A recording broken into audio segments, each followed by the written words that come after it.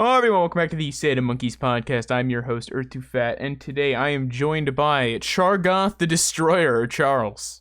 Hi. Nutpackers, IRJWC. What's up? And Roblox, or Rhyneeks. Hello. Roblox.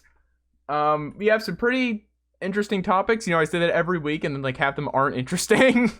But these are actually pretty cool. And some of them very interesting to me at least. But we'll start off here with a pretty big one, and I feel like we've talked about this before because there was a password manager of some sort recently that had a big issue that we covered. We talked about that like 2 months ago. Yeah, I forget which one it was, but it had some problems. But it looks like, what is it here?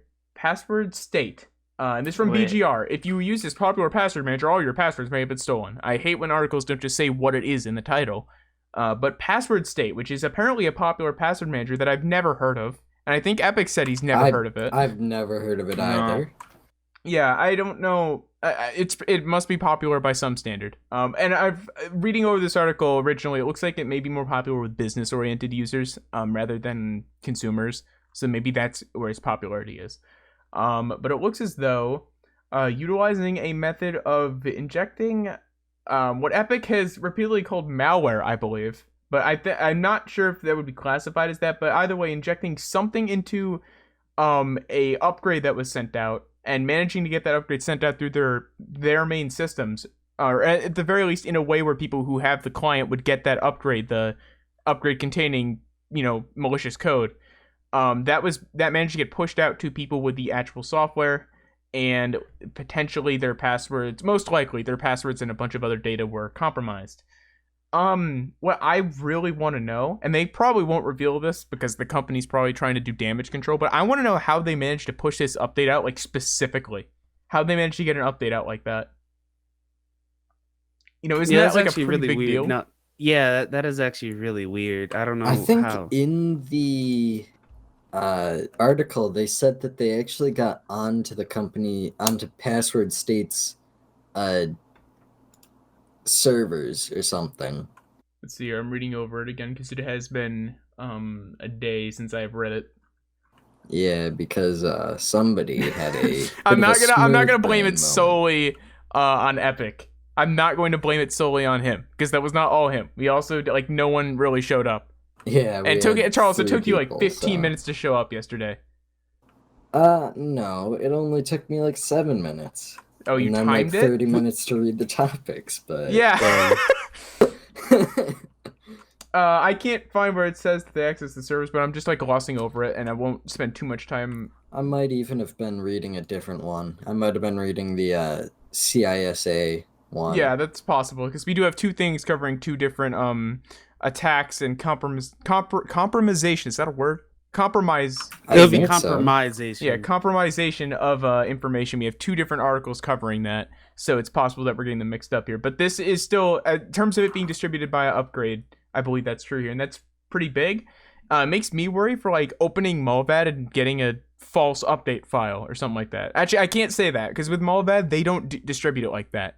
You have to go to their website and manually download the exe, and at that point, I don't. My last update, I didn't have to. They just said it was out of date, and it made me update. Interesting. It might be because I run the beta, so I don't know. Yeah, I'm not running beta. I don't think they force it for beta, but even if they force it like that for normal updates, that's kind of scary. But the other thing I think of is it's no scarier than Steam doing it every day practically. Multiple times a day if you have the beta. Yeah, it's no to me, I guess, scarier than that. And if anything, Steam beta updating that much should be a lot scarier because if that gets compromised, they push 8 billion updates a day, so that's a much bigger risk. But I don't know. I guess what I'm worried about more is hackers, for lack of a better. I hate how that term's become a cliche, but hackers. I hate how this script kiddies. It would. Yeah. Yeah. I hate how this would put in their minds though that it would make more sense to exploit something that people think is secure, like a VPN service or a password manager. You don't think of that being exploited. When you start to think about it, you'll think again of Steam beta or Steam. It pushes about an update a day to an update every 2 days, at least an update a week. And then Why are you guys running Steam beta? me I'm for it VR? originally had the remote play. It was the first to get remote play. And at this point, I don't know, but I've had no issue. Oh yeah, I got the new overlay. They got the new UI and everything. Well, isn't that Um, already that's a regular thing now? Yeah, but that only as a very recent. I had it Yeah, like a like- while before.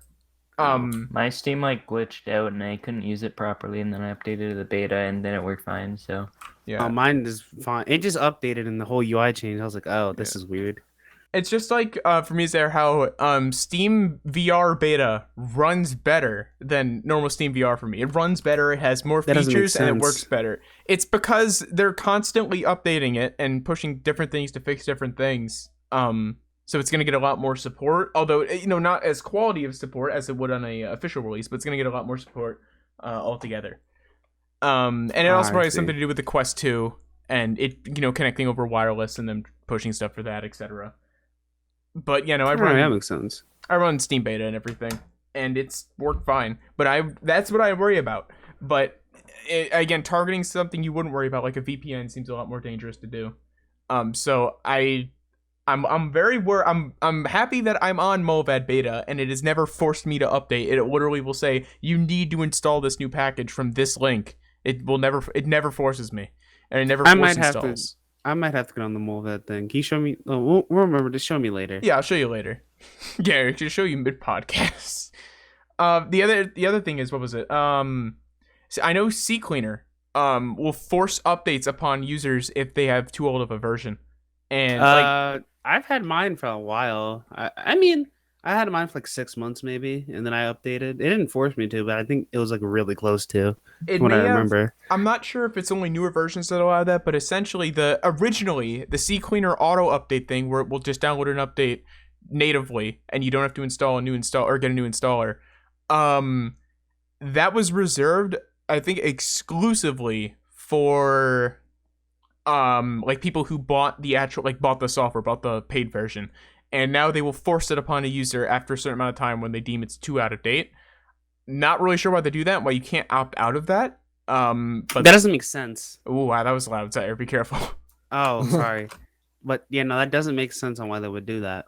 Yeah, I don't know why they do. It's annoying, to say the least. But it is a thing they do, I guess. But yeah, I do hope anyone compromised here has gone through and changed passwords. I have a feeling that people using PasswordState, there's at least like 100 people, if not a ton more, that have like probably hundreds of passwords in there that they all have to go and change now, which sucks. So If they are changing it, Matt, what would you recommend? I think we talked about this before for password managers, but let's go over that again. Like, what you think? No, I mean changing passwords because if they're all compromised. But True. also good password managers. Yeah, so good password manager would be. I don't know. I'm not saying what I use. Well, we did talk about it. I have some of my passwords in Google and then some in a hard drive. Yeah, I have if I have anything super important, which by the way, it's funny, I said last podcast, after the podcast I'm gonna write down my MetaMask thing, and I still didn't. It's still just stored on a notepad file. I do need to change that over. But for the most part, if I really need something secure, I'll print it out, I'd write it down, but my writing's not legible, and I know people say don't even put it in a digital document. I have to. Like I have to. My writing, Zaire can attest, it is not I'll legible. write it down for Shit's you and doo-doo. I'll give it back to you. Yeah, I've had teachers tell me my writing is hieroglyphics, so that's what I refer to it as. Like how XQC speaks in hieroglyphics, he writes in oh it. god. But I wish I remember the name of it. I think the WAN Show podcast, which Linus Tech Tips, I think they talk about. There's an open source password manager type thing, and I'm not sure how it works, and I'm not sure how necessarily that's secure. Considering that's running presumably on local hardware, and at that point, I don't understand how that's more secure than having it on a notepad file at that point, because it's ultimately, being connected to your network. Maybe it's encrypted, but it's not, and there's big differences between it being stored on You're gonna have to save a password for the encryption anyway, so Yeah, I would just say get an encrypted hard drive. To be honest with you. Well, you can encrypt any hard drive. I wouldn't even say that. I would, if you're that worried realistically, And maybe you're in my situation where you writing it down is just not a great option. Or if you're in a situation where printing it is not an option or a great option. What I do is I just make a notepad file on a flash drive, assuming you have a flash drive, and hopefully you do. And just put everything in that, and only ever, like grab a password from that flash drive. But in terms of what I don't use that. The main thing I use is literally just the built-in Google one, because I don't have. Someone would have to compromise my computer ultimately to get passwords like that. That's how that would work. But I think I'm not sure how exactly the Google password list is stored. I don't know if it's native or if it's like off center. I don't know, or not off center, offshore, so to speak, which is not the proper term there. I don't know if it's stored locally. I think if you enable sync, that it will go off. Yeah, I know that for sure, but I don't know if that just copies all the data locally and then to Google I think it stuff. copies it and then it sends it to Google. Yeah, I don't know if it just does that or if I turn sync off, to be honest with you. I have it on for my main account and I have it off for my school one because they kept trying to install some tracking bullshit, and I was not about to deal with that. I manually uninstalled it. I learned how to manually uninstall extensions by like finding their file folder by a bunch. It's like a 256 character like letter and number string, and I managed to find it and deleted it, and it would always recreate it upon starting Chrome again. Mm-hmm. So but wait, even if you were not logged into your school account? No, I had to be logged in and have sync on. I only learned that sync turned it off after like trial and error. The best part was I literally set that folder to read only, and Google manually overwrote it. Oh. And I'm like, okay, well, at that point, I need to find another solution. Like, this is like an actual issue. If Google's going to overwrite a read-only folder, and I was debating setting parts of it to like a read-only partition, which I don't think Google can access, but that was way too much at that point. It's like, let me partition part of my hard drive to only be read-only just for fucking Chrome. I would have just switched to Firefox.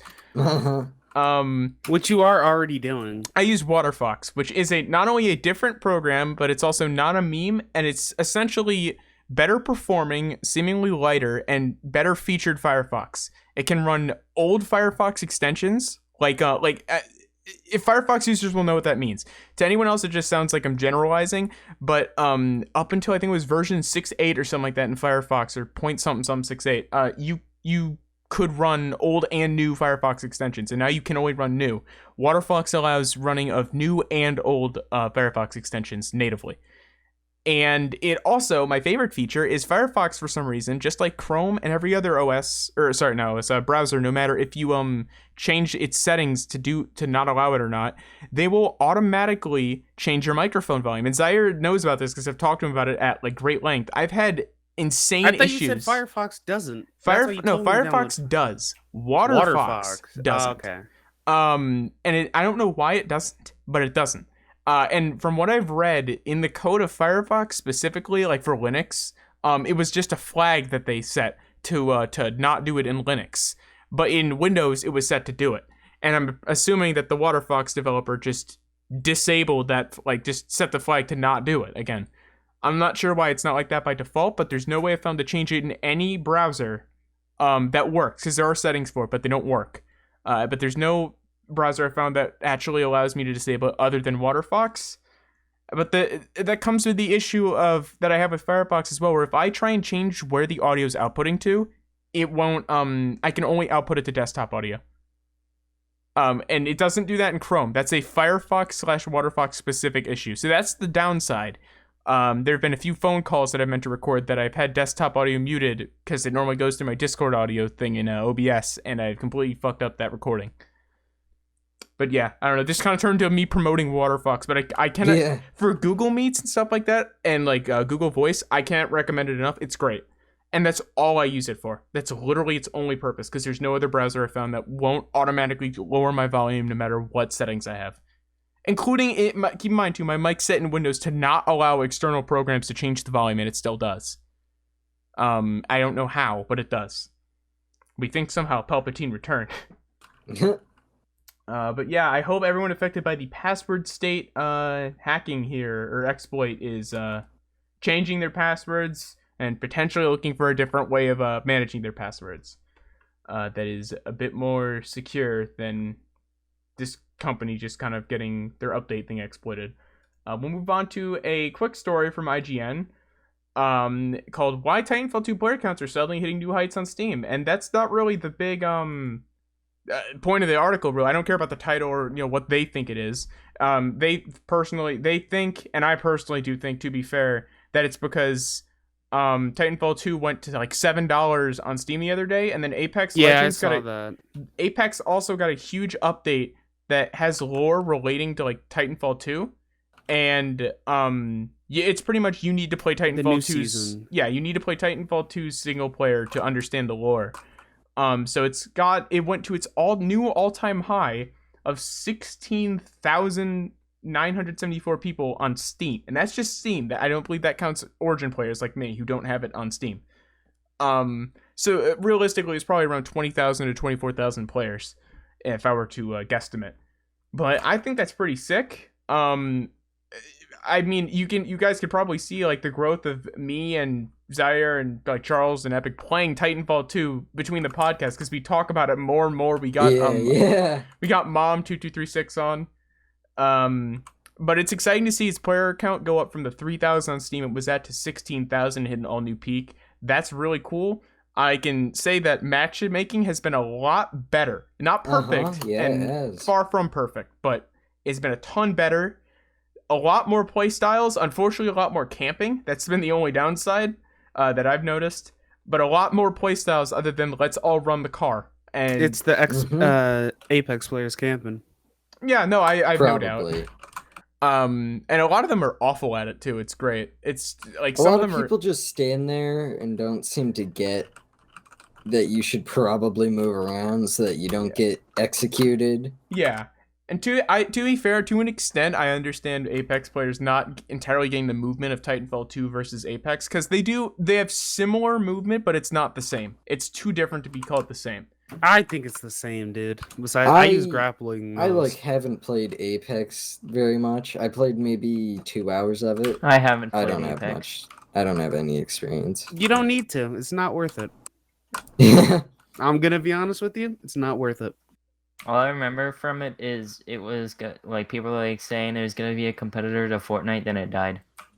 It's not dead. It has like an active player base, but it's just dead not as to big Fortnite. as Fortnite. Fortnite's Nobody technically remembers dying now, I guess. Fortnite's been dying. Yeah. And we've talked at great length about that before we get into that thing. We've talked multiple times about how and why Fortnite's dying and everything. Why is Fortnite dying? Essentially, they're just kind of ignoring their player base. And bad updates. They're also really pushing the like anti-Apple thing hard, and it's at the point where I don't think anyone really cares. They just want the game back in the App Store. And Epic's app thing is it's still down. They still haven't conceded. Yeah, because they still think they're gonna win, and it's pretty clear that they're not going to. And it's gonna be a waste of money. It's funny because they're already running the Epic Game Store at what looks to be a loss.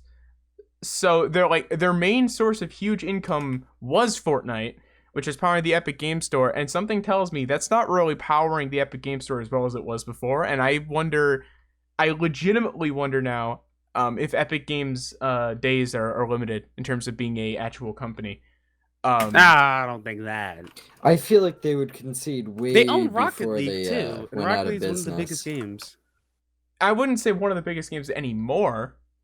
Rocket League wasn't in its heyday. It was big, but they didn't own it then. Now that they own it, it's not as well as it was. The Rocket League, maybe because the COVID and everything. The Rocket League World Championship, that was a lot. They made a lot of money, and if they own the game, they're gonna make a lot of money off of that. But that's true. Trust me, when the Rocket League World Championship comes back, it's Rocket League is like one of the most mainstream games after like Fortnite and Call of Duty. I feel like it's just the big issue you got to think about is like both Fortnite and Rocket League are free, so they make all the money off microtransactions. I have to assume that Rocket League does not get nearly the number of players that Fortnite does, even though Fortnite is dying. But with Fortnite's numbers going down, you can look at graphs on, like, you can look it up on Google, and you can see graphs of their player count just going drastically down and not stopping. If you look at that, and then you look at Rocket League, and you combine, give like really high estimates of their microtransactions, and then you factor in that the Epic Game Store, they only get a 30% cut, I believe, of all sales, and they do a ton of free game stuff where they basically just pay the developers a ton of money and the game goes free. I'm not sure how profitable they are. I'd be surprised to learn right now that they're actually making a profit given how bad Fortnite is doing. Because it was their cash cow and they were able to milk it for a while, but They not still are happening giving. anymore. I don't know. Maybe it's because I feel like they're giving away millions of dollars every year to tournaments. You know what I mean? And that's Fortnite's money. Like it's not like Friday Fortnite, like with Keemstar and stuff. No, this is Fortnite giving away money. Well, So it's weird. I wouldn't even say that because tournaments are going to happen, and they probably plan for them, and they wouldn't do them if they didn't think they'd have money for everything else. I think that the bigger issue comes. It's not just the fact that they only take a 30% cut from games, so they're not getting that much. It's the fact that no one buys games in the Epic Game Store. So, like, the amount of money that they're actually getting in, realistically, is probably pretty low from the Epic Game Store. It is probably run at a pretty substantial loss, given That is true. the amount of developers they pay for the free game thing. They pay a ton of money to the devs for that. So, like, Everyone knows that once a week they see a drastic increase on like a Mondays or Sundays. Like, oh, people are logging in. Oh, they're gone like 5 minutes after they like accept the game. Oh, that's weird. yeah. I feel like they've noticed that recently. The way that works, presumably, is like they do an estimate with the developers of like how many people they think would download the game, and they pay them for that. And it could be more, it could be less. And I also wonder how much money it cost them for the GTA 5 one they did. That probably cost a fuck ton. And I think the best part of that one too is you'd buy it off the Epic Game Store to download the Rockstar launcher, so you're not even integrating yourself into the Epic Game Store more. It really didn't help. I hate the Rockstar launcher so much. I don't think anyone likes it, but I don't know. I don't entirely get what Epic Games is doing, but yeah, we've like completely derailed from Titanfall 2. Yeah, we have.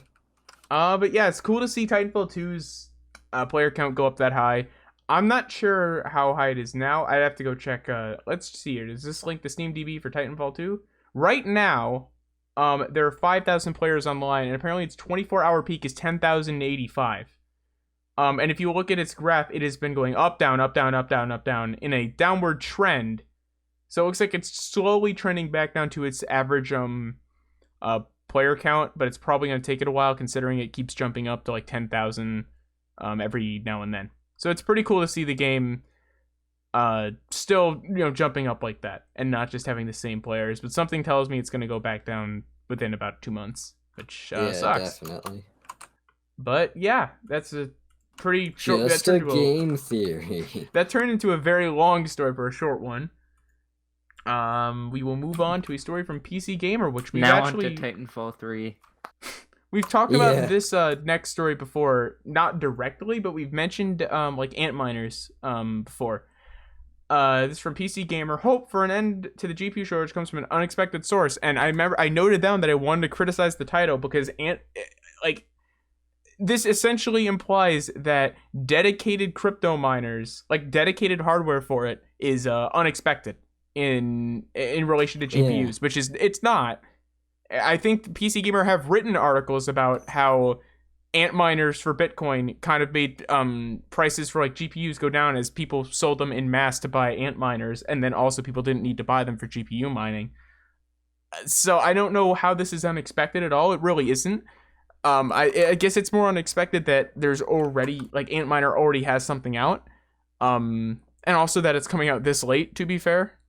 But yeah, it looks like the Antminer E9, which according to this is much faster mining Ethereum than even a 3080.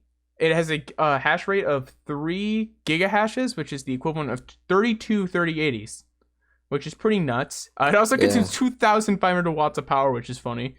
It's a fuck ton. It's about time someone finally made a good Ethereum dedicated miner, though. Well, I have a feeling Antminer are probably working on it for a while, considering the success of the Bitcoin Antminer and all the GPU problems and how there's a huge market for this. If they make something that's that good, everyone will buy it. They're like Antminer's known for making things like this. I don't think the company's called Antminer, but like that's what they're kind of known as. But yeah, this is interesting. There's not a lot to say here. It will be very interesting to see if the GPU market starts to let up over the course of the next like 2 months because of this.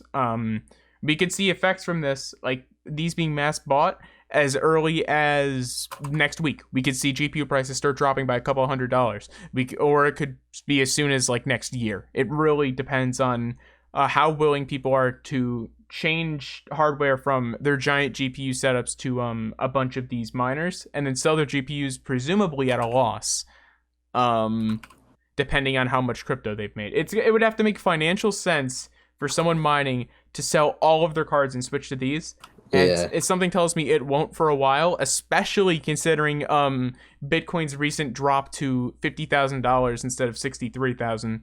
And I actually haven't checked that. I think I could check it right now and see what it's at. But I even though that's not directly related to Ethereum, when one of the big three cryptos, which are pretty much Bitcoin, Ethereum, and Bitcoin Cash, when one of the three goes down, it's a guarantee that all three are going down a little bit. It looks like Bitcoin right now is at 53,000, and surprisingly, I wasn't really wrong. Bitcoin Cash is down, Ethereum's slightly down.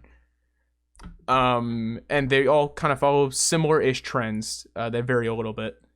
But yeah, some tells me this will take a little bit before it's adopted, but it'll be interesting to see if it does, how quickly it does get adopted. What this could also mean, though, the counter to this, which could really help with the GPU market, if people do go ahead and sell their GPUs at a loss and everything and buy these, I'd presume they'd be selling off a lot of their crypto to buy these new Antminers. And at that point, that's going to cause a crash in the crypto market. And when it causes a crash, it'll cause everyone to start selling their GPUs. So if that happens, although it's not great for anyone mining, that would be very beneficial for everyone. But that would take someone with like a massive amount of GPUs. It'd take a ton of people in the same boat, or someone with a massive amount of GPUs, running them practically at a loss, willing to sell them all at a loss, and then selling all of his crypto to make up for it and buy Antminers. I'm sad to say, I don't wish ill will on anyone, but I hope they all lose money so I can have my GPU. That's not a 1066 gig. Yeah, I wouldn't say I hope they all lose money, but I do wish the market was better. Because the market fucking blows right now, and it has blown for about a year, and it sucks. But I think everyone watching this podcast has probably already heard that before. But yeah, we'll move on to another hacking. CISA warns of credential theft by SolarWinds and PulseSecure VPN. I've never heard of PulseSecure VPN. Yeah, I think this is the one where they actually hacked into their servers. Yeah. And CISA, for reference here, is the U.S. Cybersecurity and Infrastructure Security Agency. I love they put security in twice. And let me make sure it uses a malware called the Supernova malware. It references the SolarWinds attack a lot here, but it's not, hacking a password manager, but it's still ultimately a hacking that was caused through a VPN. That affected a bunch of people, and they presumably had their credentials stolen. Yeah, I have a lot less faith in VPN companies now.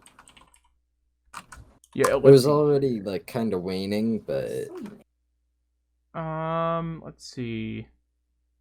It looks like this uses something from the SolarWinds vulnerability, which I still don't entirely understand. But I think you're right on them like latching onto their servers, Charles. The only VPN service I currently really have faith in is Molvad, just because of their pricing and the fact that they're not located. I believe they're not located, because I looked at this whole chart. They're not located in the Five Eyes or the Three Eyes or any of the big things where governments can spy on you like that. So they have no like they're not they don't have to bow to that. They have some other slightly shady things to do. I think the biggest thing is they're not open source or something like that. But I'm fine with that. Everything else from them checks out, and they're one of the most like when you see people recommend like the best in VPN for privacy and speed, you'll get three recommendations. For people who are stupid, you'll get NordVPN. Yeah. For people who consider themselves a bit smart. And I would not have worded it like this up until like a year and a half ago when they got bought out. But for people who think they know what they're talking about and they really don't, they'd probably recommend PIA, who again up to like a year and a half ago, I believe, were probably your best option. Because they were court tested to not give away information. There had been, I think, 2 court cases where they were subpoenaed to give up all information on users by the FBI, and they had nothing. They were true to their word that they just delete all data the second they get it. Because they do have to because of how a VPN works, they do have to log for like a super small amount of time data, and then it gets deleted. But they got bought out by a company that was previously known for distributing disguised malware, who have said they have a change of heart, and they're now good now. And they bought Surfshark. Yeah, that's a yikes. They bought Surfshark VPN, and then they bought, I believe it was Surfshark, and then they bought PIA. And Linus Tech Tips did an interview with the former CEO of PIA and the CEO of PIA, former CEO, and then the current CEO of I forget the name. It's like CACT or something.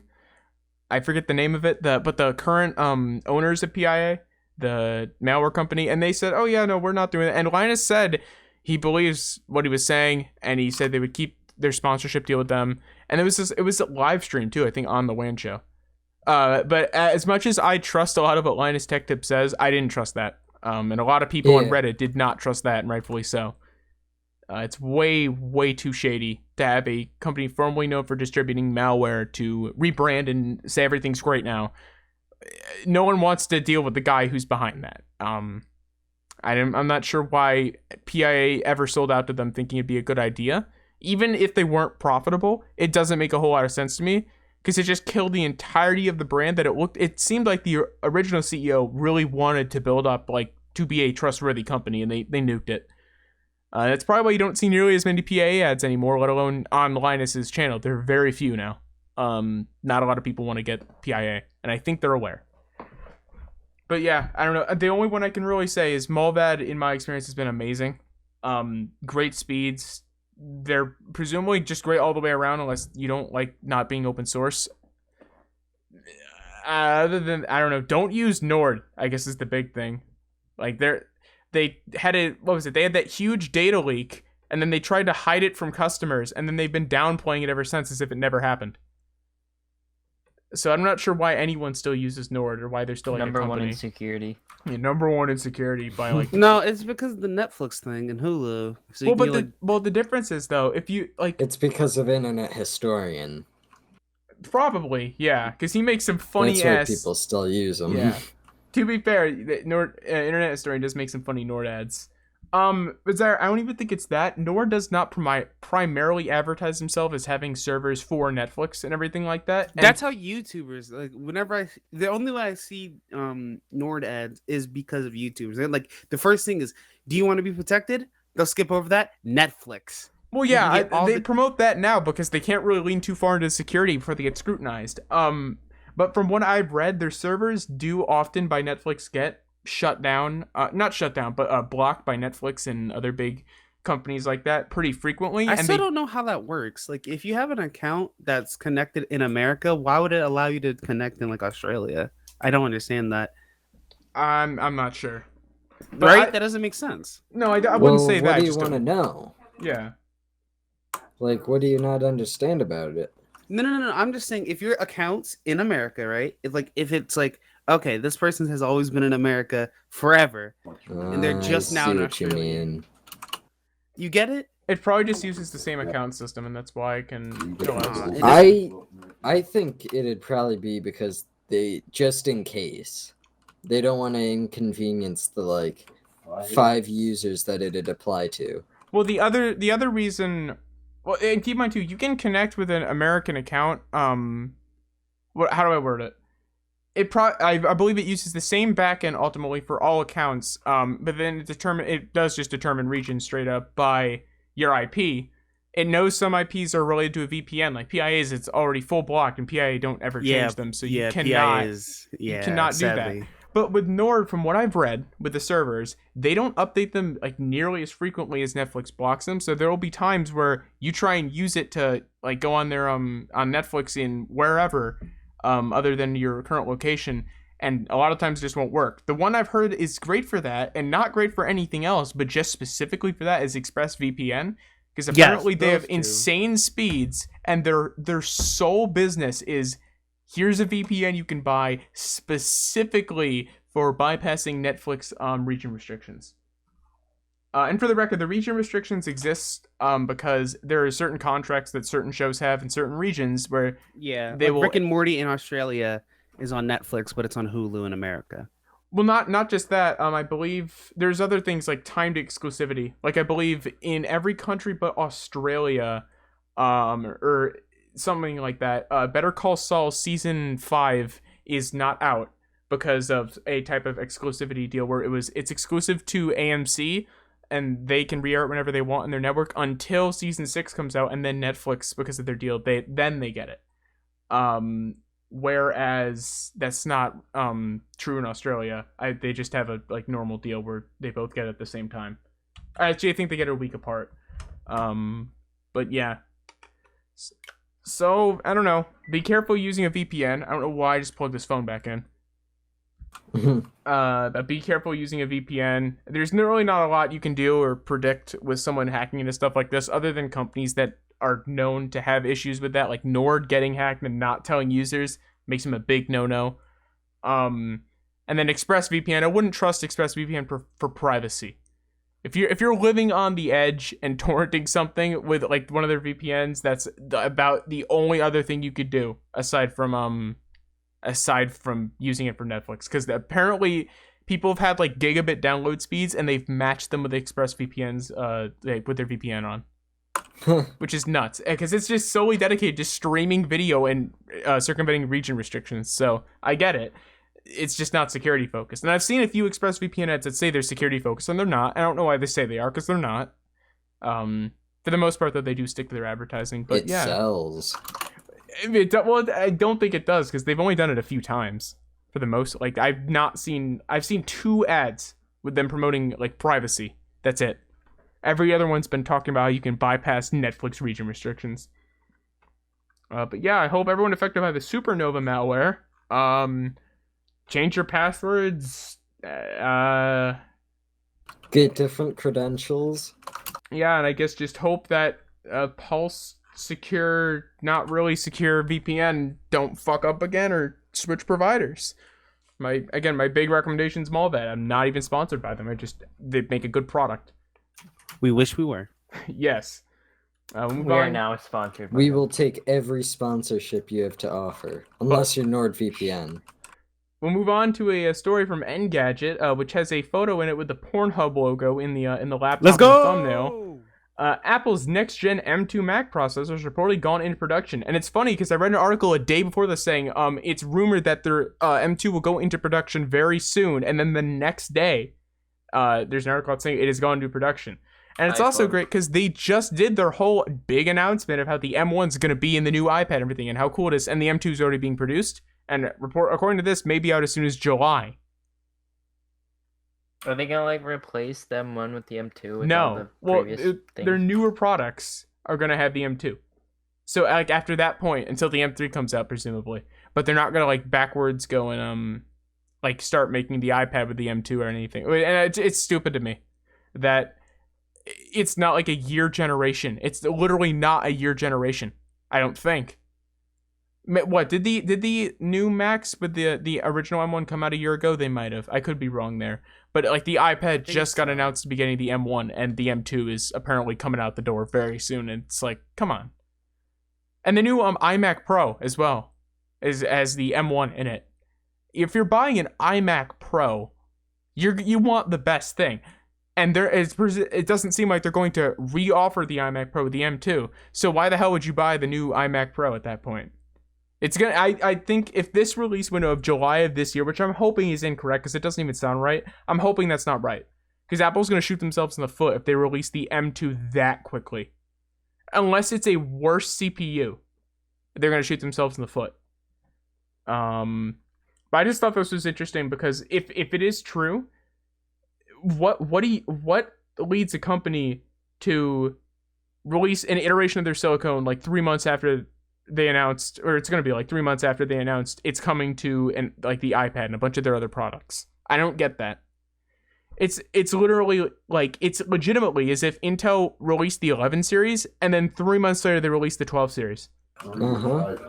I don't understand why you'd ever do that. It's just going to piss off consumers. It's not going to draw very much sales comparatively Do you think Apple really cares about pissing off consumers? They're gonna buy it anyways. In this regard, I think they might, because they've never done something like this before in any aspect. They've never made their own silicon. I mean, they've collaborated with the PowerPC stuff, so you could call that making their own silicon. But they've never really made their own silicon or anything like that, or done their own process separated from Intel for a long time. So releasing the second iteration 3 months after the first one comes to a bunch of other devices seems like a scummy move. It could also be compared to if NVIDIA released the 4000 series 3 months after the 3000. That'd be ridiculous. I don't know why you'd do that. But I just hope this article isn't true. There's going to be a lot of people angry, and it probably won't do nearly as well sales-wise. And as much as Apple don't care about some angry customers, they're going to care if their sales are bitten into, because they are a business. Yeah, I just thought this was interesting, because I don't know why they do this. Not only are they a business, they're a money-hungry business. Exactly. Yeah. But I would personally presume this article is not accurate. I highly doubt they're releasing the M2, like, in July, but we'll have to wait and see. If I eat my own words, in July and they release it, I hope they don't. Move on to another Engadget story. This one is from, why am I repeating it? Super Mario Party adds proper online multiplayer. And apparently the game had laid dormant for like 2 years, and then all of a sudden Nintendo updated it and makes 70 of the 80 games have multiplayer now instead of the original just 10 that had it. My question is on why the Switch? Yeah. Oh wow. My question is why the hell are Nintendo updating Super Mario Party 2 years later? Like, what the fuck? Yeah, that's pretty dumb at this point. I wonder if I mean, we're still far past it, but I wonder if it's because like a lot of people are staying home. It's possible. I do know, I can bet on why it was originally abandoned for 2 years, and it's because that game is not received well. Because according to a lot of people, it tries to combine a bunch of, the most popular Mario Party minigames across all of the 9 entries. I think there were 10 entries before this or something like that. It tries to combine all the best like fan favorite ones from those into one game. And the problem I've heard tons of people who bought the game state is none of the good ones are in it. It's all just like really bland, basic to boring ones that no one liked from previous games, with very few actual good ones that are in there. And it flew under the radar when it released, and that may have been why it just didn't catch on and they stopped updating it.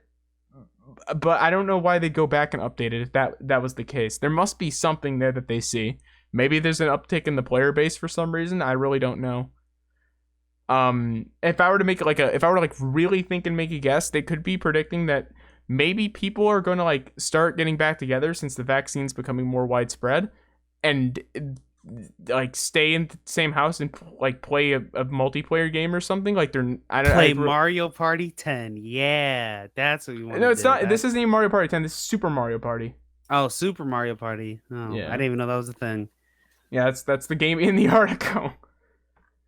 Yeah, the Super is meant to be the best of every all the 10 games, and it's not, from what I've read. My favorite Mario Party will probably still be Mario Party DS. That one's really good. Although a lot of the Mario games in the DS were really good. But yeah, I don't know if you liked Mario Party, Super Mario Party on the Switch. There you go. You're on online multiplayer for almost every game. It's not well liked. It's not the most well liked in the series. It's not the second most well liked in the series. It's not even the third, I don't believe. I'm not sure why. Maybe in Japan it's more popular. Maybe that's why they included those games. It's possible. It's possible that they like developed it with Japan in mind. They just pushed it for everyone. I really don't know. That's like most likely scenario I can think of, because I really can't think of a really good reason why Nintendo would say, yeah, let's practically revive a dead game. just from what the comments are saying here and from what I have heard and read, no one plays this game, at least anymore.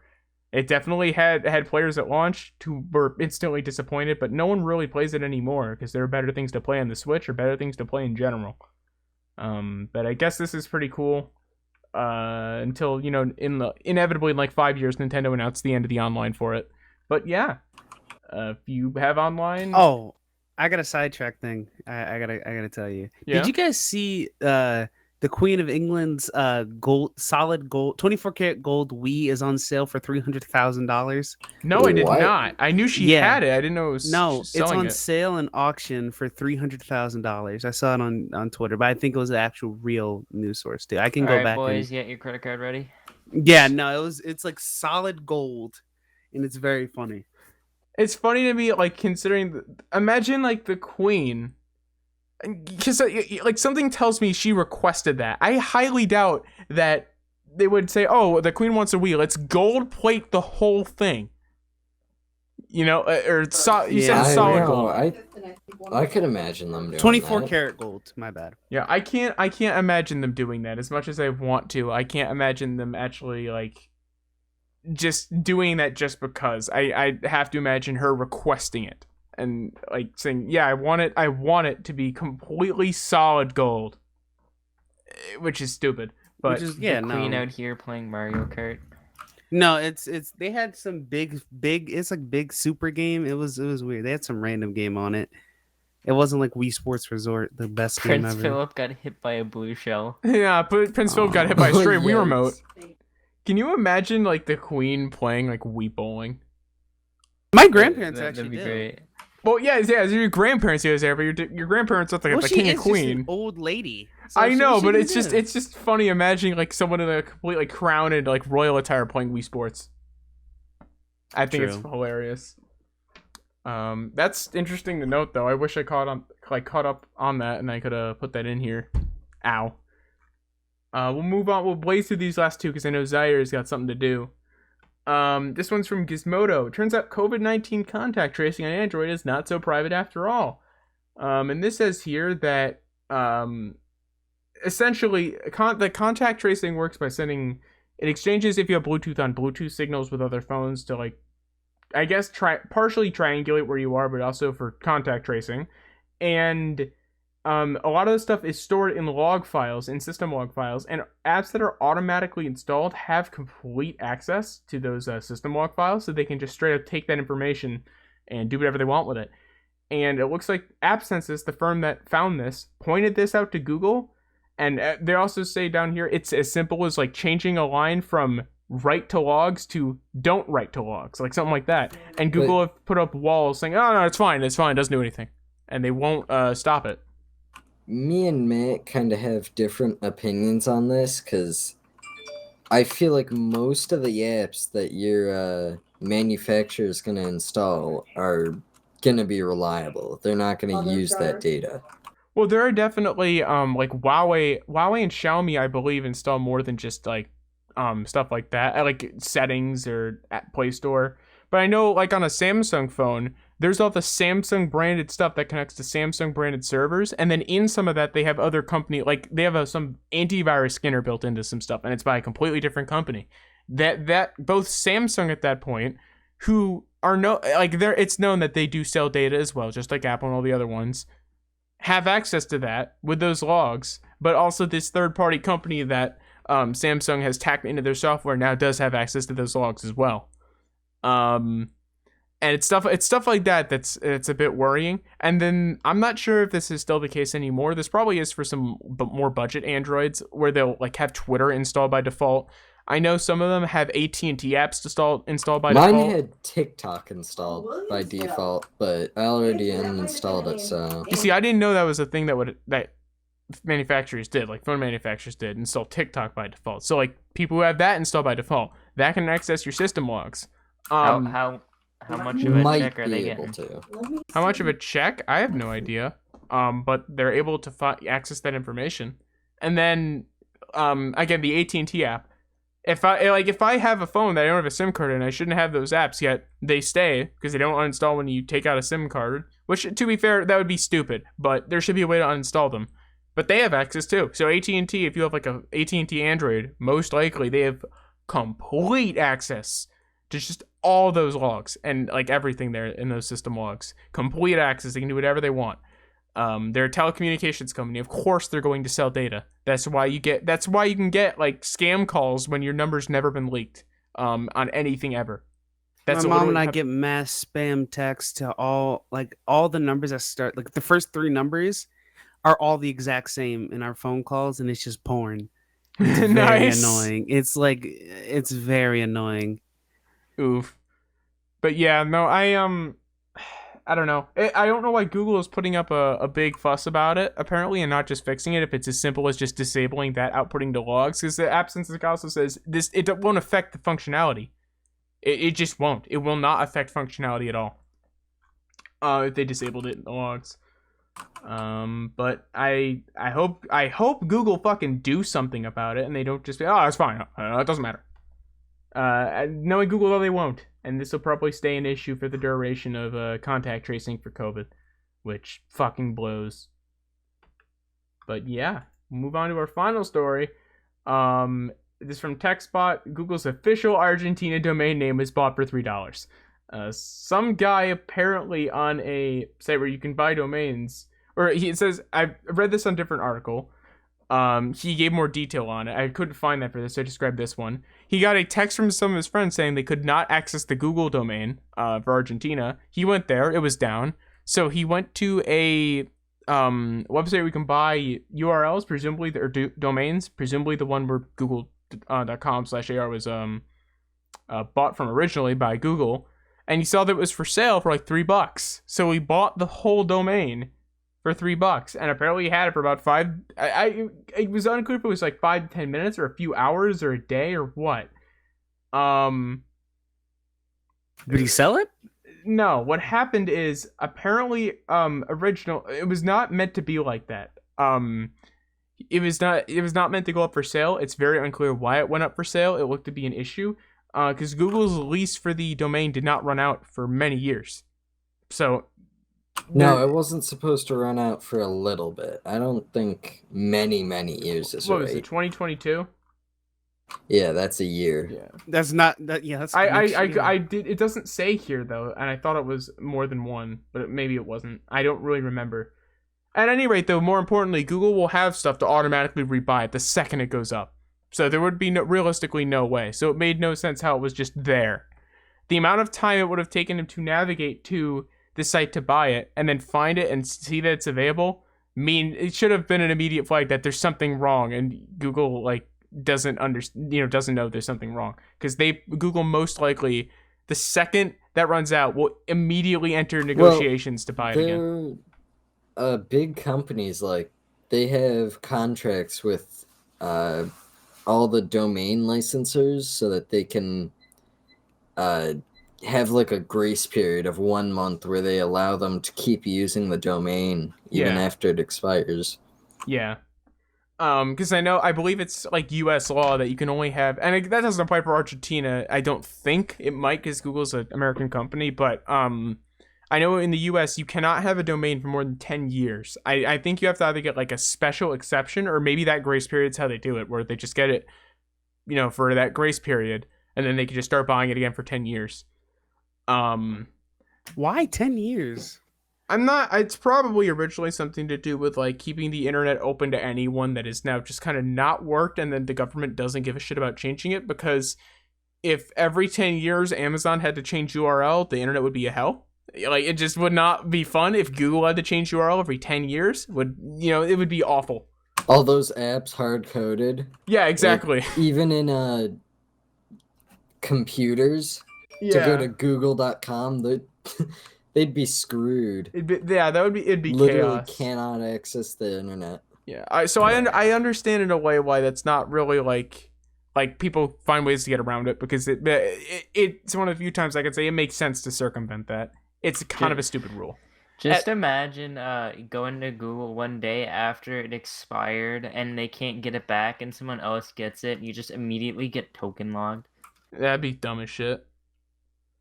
But breaking news! What's the breaking news? Puyo Puyo Tetris 2 is on sale for 33% off. That's okay. It's the same game as the first one, with just It is. apparently I was just making a story. joke. People play the story apparently in those games, and I think it's pretty cool. I couldn't get into it; it was pretty boring, and I only play the multiplayer now. Mm. But yeah, that's all we got for today. So thank you guys for listening on Spotify or YouTube or any of the other services we post to. Let us know if we should start posting to SoundCloud again, because I have to do that separately from everything else, but I do want to know if anyone would listen on SoundCloud. But it's not at all within Anchor. Like, I'd have to completely do it separately and like pay for a bunch of shit separately. But yeah. So thank you guys for listening, and we'll see you guys next time.